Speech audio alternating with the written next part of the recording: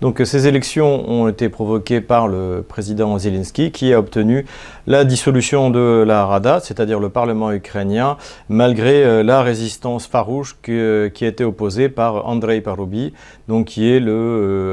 actuellement le président de la Rada et le principal doctrinaire nazi de l'Ukraine contemporaine. La première chose que l'on peut dire, c'est que les anciennes élites ukrainiennes, donc cette espèce de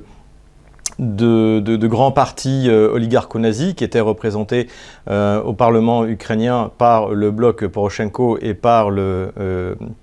Narodny Front, c'est-à-dire le Front populaire, de la même manière que Andrei Parubi, donc ce fameux idéologue nazi, a tout fait pour essayer d'empêcher Zelensky de dissoudre le Parlement et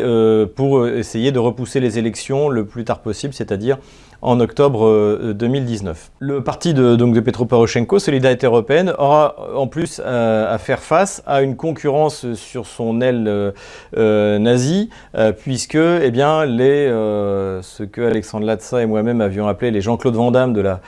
politique ukrainienne, c'est-à-dire Bilitsky du Nationalny Korpus, c'est-à-dire Yarosh, c'est-à-dire Svoboda avec Tiagnibok, se sont mis d'accord pour présenter une liste commune donc, qui va essayer de rassembler le plus de nazis possible en Ukraine. Le seul parti où Poroshenko est arrivé en tête, c'est justement l'oblast, la région de Lvov, où là, effectivement, qui est le cœur du nazisme ukrainien. Il est évident que la clique oligarcho-nazie qui contrôle encore le pays ne veut pas d'application des accords de Minsk, ne veut pas d'une politique de paix vis-à-vis de la Russie